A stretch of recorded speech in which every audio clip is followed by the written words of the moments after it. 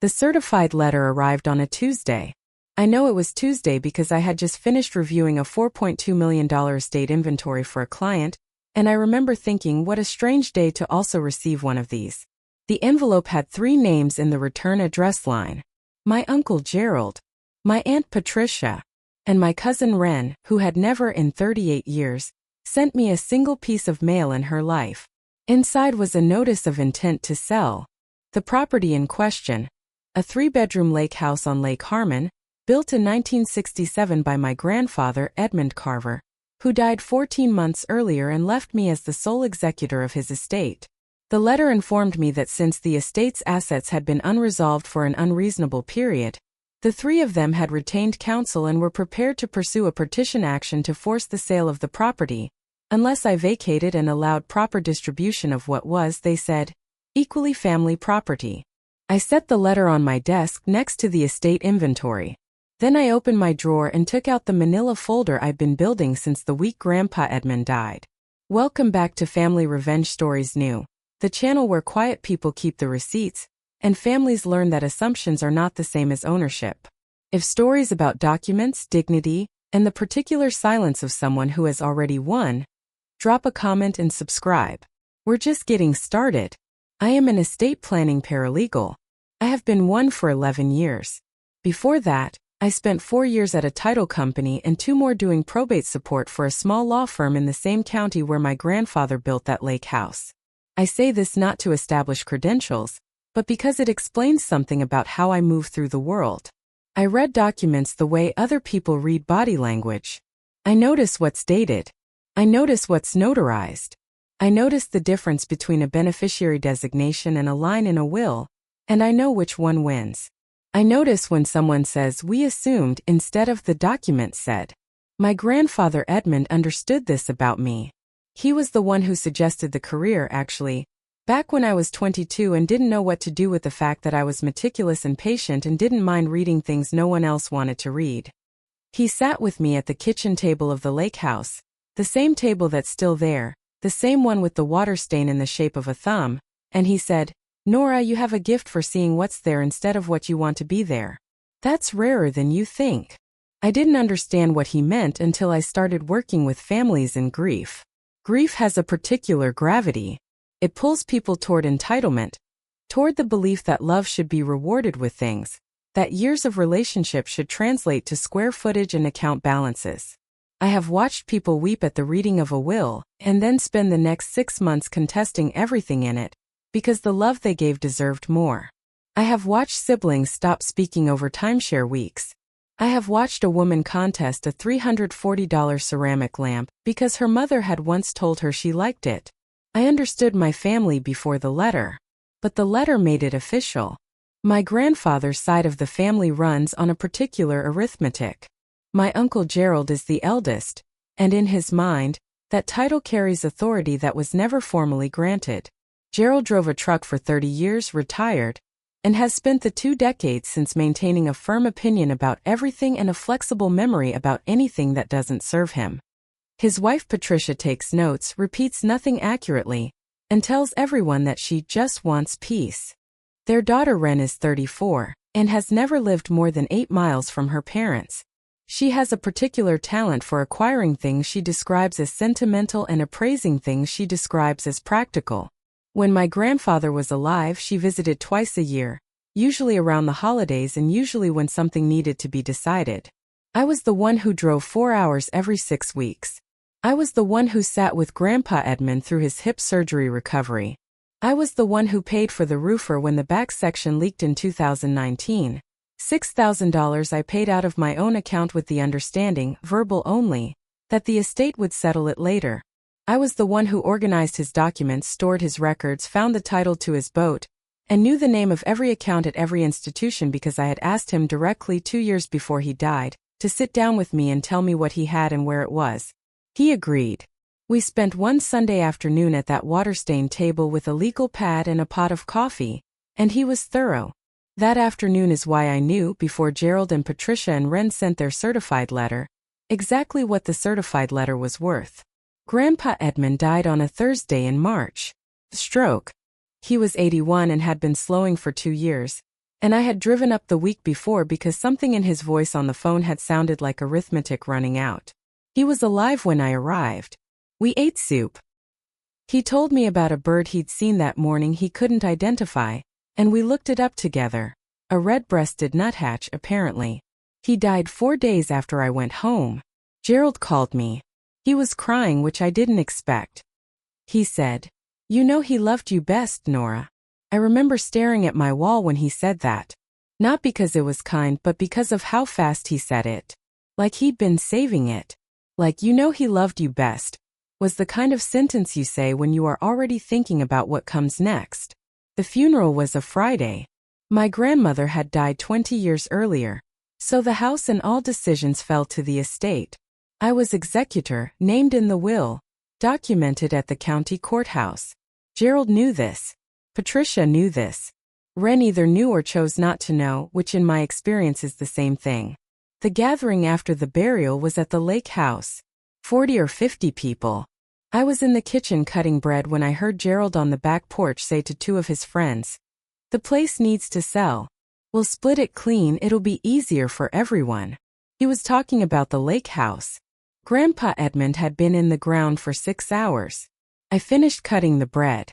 I went back to my car and took out my phone and photographed the notation I had written in my planner 3 weeks before, when Grandpa Edmund and I had spoken about the estate one last time. The notation read, "EJC confirmed. Lake Harmon property goes to NRC per addendum B, signed November 14th. Do not distribute." I had photographed the addendum itself in November. I had the original in a fireproof box at my apartment. I put my phone away and went back inside and served the bread. An estate doesn't move on anyone's timeline but its own and the court's. There were accounts to settle, a small vehicle to transfer, and the question of the lake house, which was the largest asset and the one that required the most careful handling. I had retained an estate attorney, not my employer, a separate firm because I am meticulous about conflicts, named Howard Pratt. Howard is 63 and speaks in complete sentences and has never, in my experience, used the phrase "I think" when he means "the document says." I hired him the week before Edmund died, because I had been in this business long enough to know that contested estates are not a surprise. They are an outcome, and outcomes can be prepared for. Howard called me in May, 2 months after the funeral, to schedule a review meeting. We met in his office.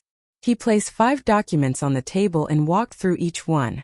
The will, dated 2018, naming me executor, distributing personal property to various family members in small specific amounts, a pocket watch to Gerald, a set of fishing rods to a cousin in Oregon, a quilt to a woman at Grandpa Edmund's church, the bank accounts, 3 all with designated beneficiaries, none named Gerald or Ren, the investment account, a Roth IRA with a listed beneficiary, my name, an addendum B.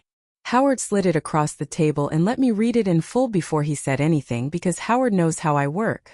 Addendum B was a property transfer instrument, properly drafted, notarized, and recorded at the county clerk's office on November 14th of the previous year. It transferred the Lake Harmon property to me, Nora Ruth Carver, as sole owner upon Edmund James Carver's death.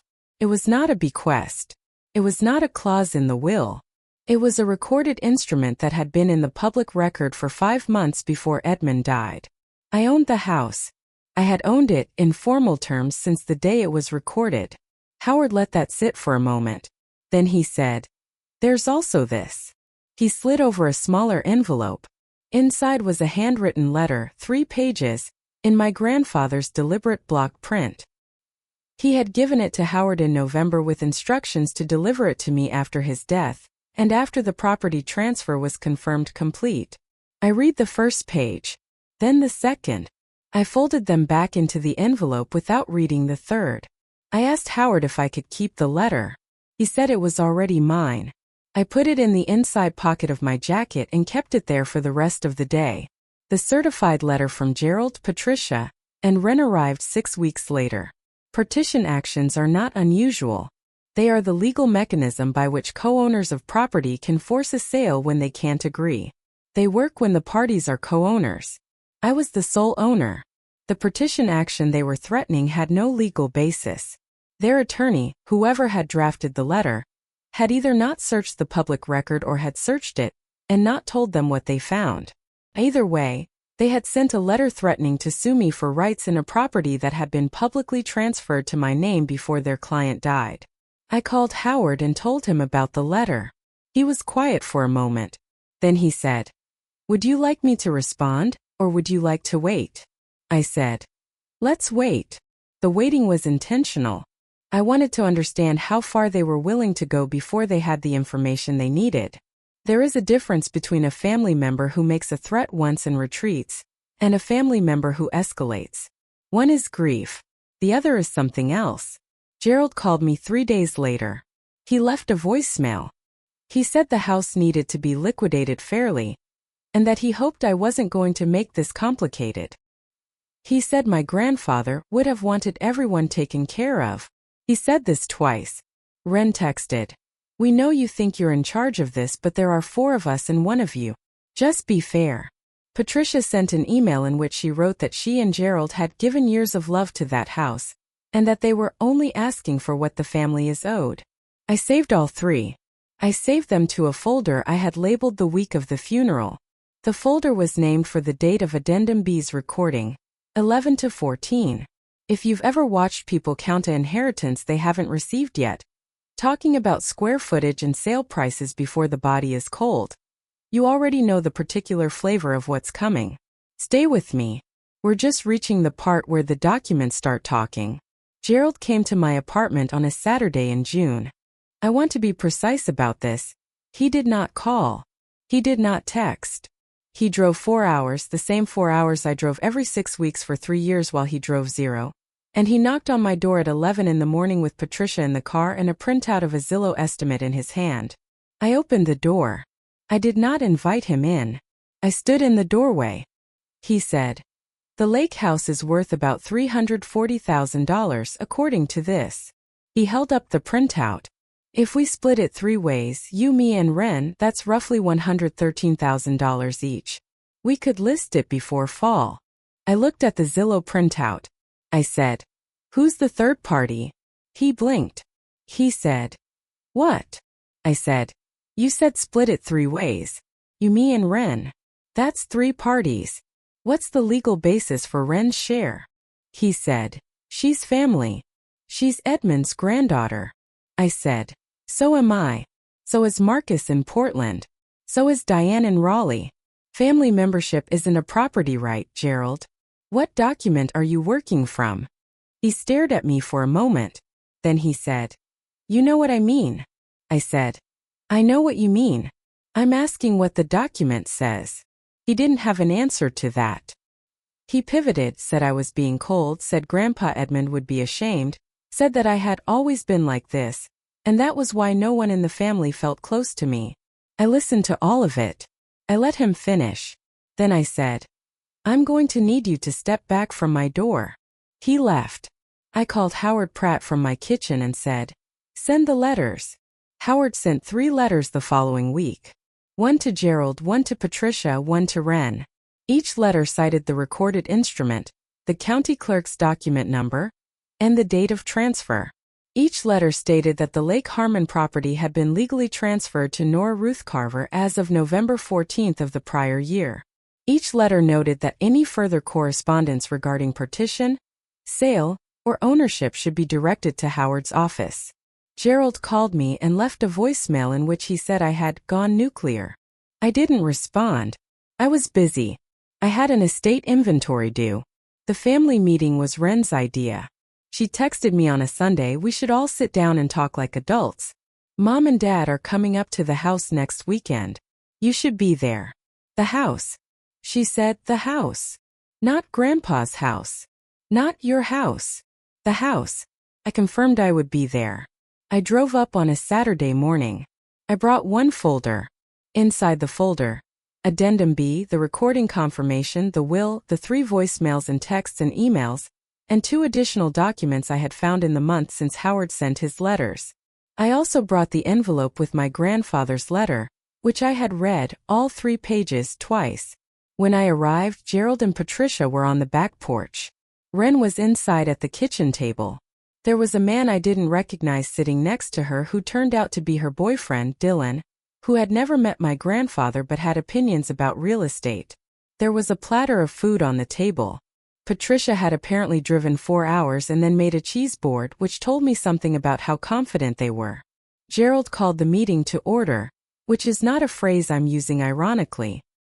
He stood up and said he wanted to open by saying that no one here is the enemy. He said the family had always shared this house, and that it would be a shame to let a legal technicality come between people who love each other. A legal technicality? I wrote that phrase in the margin of my notepad. Ren said that she had done some research and believed the transfer might be challengeable on the basis that Grandpa Edmund had been not fully himself in the year before he died. She used the word capacity. She used it the way people use words they've looked up recently. Dylan nodded. Patricia said she didn't want to fight. She just wanted what was fair. Gerald said, "Nora, you're the executor. You could make this right. You could put the house in the estate and distribute it properly, and no one has to go to court. You have the power to fix this." I looked at Gerald. I said, "Can I have the floor for a moment?" He sat down. He smiled like he thought I was going to say yes. I opened my folder. I said, "I want to start with this." I laid Addendum B on the table, face up, with the notary seal visible. This is a property transfer instrument recorded at the county clerk's office on November 14th, 14 months ago. Document number is in the top right corner. Anyone can search it. Grandpa Edmund transferred this property to me specifically because he wanted it to be clear. He didn't put it in the will. He recorded it as a title instrument, which is a higher standard of permanence. This isn't a technicality. It's a deed, Gerald said. We know about the addendum. I said, good. Then you know I'm not the executor of this property. I'm the owner. Those are different roles. Ren said. He wasn't well when he signed that. I laid the second document on the table. This is the physician's letter from his neurologist, dated October 9th of that year, 6 weeks before the transfer was recorded. It confirms his cognitive status as intact and his decision-making capacity as unimpaired. I requested it from his doctor's office 2 weeks after he died, because I knew this conversation was coming. Silence. I laid the third document down. This is an itemized record of payments I made toward the maintenance and repair of this property between 2018 and Grandpa Edmund's death. The total is $14,340. This includes the roof repair in 2019, the water heater replacement in 2021, and 18 separate visits during which I provided care support that would have otherwise required a paid aid. I'm not bringing this up to be reimbursed. I'm bringing it up because Gerald mentioned that the family has always shared this house. I want to make sure we're working from the same accounting, Patricia said. We visit it every Christmas. I said, yes. I didn't say anything else. I just said yes and let it land. Gerald said. This isn't what he would have wanted. He would have wanted us together. He would have wanted. I reached into the folder and took out the envelope. I said, I have a letter from Grandpa Edmund. He wrote it in November and gave it to his attorney to deliver to me after his death. I've read it. I'm going to read one part of it out loud. The room went still. I opened to the second page. I found the paragraph. I read it. He had written, I know Gerald will say I would have wanted things shared. Gerald has been saying what I would have wanted since before I knew what I wanted myself. What I want is for the house to go to Nora, who showed up. Not because she's owed it. Because she earned the right to be trusted with it. The difference between love and ownership is showing up when it costs something. I folded the letter back into the envelope. Dylan looked at the table. Patricia started to say something and then stopped. Ren said, That's not fair. I said, I know. Gerald stood up. He said I was being vindictive. He said I had manipulated an old man. He said I was tearing the family apart. His voice went up. Then it went further up. Then it went to a place I hadn't heard from him before. A place that sounded like someone who has just realized the story they've been telling isn't the one that's documented. I waited. When he stopped, I said, I'm not selling the house. I closed the folder. I said. The property transfer is final. The challenge to his capacity has no medical basis and you know that now. If you choose to proceed with litigation, you'll spend money to lose. That's a choice you can make. But I'm not going to make it for you. And I'm not going to pretend the decision is negotiable when the documents already made it. I picked up the folder. I said, he loved you, Gerald. He just loved you differently than you wanted. I walked to the door. I stopped once because there was someone in that room who deserved to be stopped for. Ren's younger sister. She had come in quietly, an hour late, and sat in the corner and said nothing the entire time. Was the one person in that room who had visited Edmund outside of holidays. She'd driven 2 hours on a random Tuesday in February once, just because he'd sounded tired on the phone, and she told me about it afterward like it was nothing. Her name is Callie, and she didn't say a word in that room. She just looked at me with an expression I recognized. I said, Callie, can I talk to you outside? She followed me out. I told her that her grandfather had mentioned her in his letter, that he had left a specific note for her with Howard, that she should call Howard's office Monday morning. She nodded. She didn't ask what it said. I got in my car. The petition action was never filed.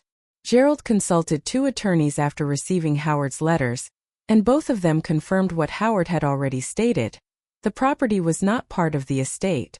There was nothing to partition. The letter they had sent me was legally unmoored from the beginning. Gerald's attorney sent a final letter in August withdrawing any claim. Howard forwarded it to me as a courtesy. I added it to the 11 to 14 folder and closed the folder. The $14,340 I had spent on the property over the years. I never pursued formal reimbursement. The estate had enough to cover it, technically, under a theory of unjust enrichment. But I chose not to file the claim. Not because I forgave the debt. Because some debts are most powerful when they're left visible and unpaid. The investment account, the Roth IRA that named me as beneficiary, transferred to me directly outside of probate as designed. It was $67,000. I did not mention it to Gerald. Ren stopped texting in September. Patricia sent one email in October that began, I want you to know we don't blame you. Which is the kind of sentence that reveals exactly what it claims to deny.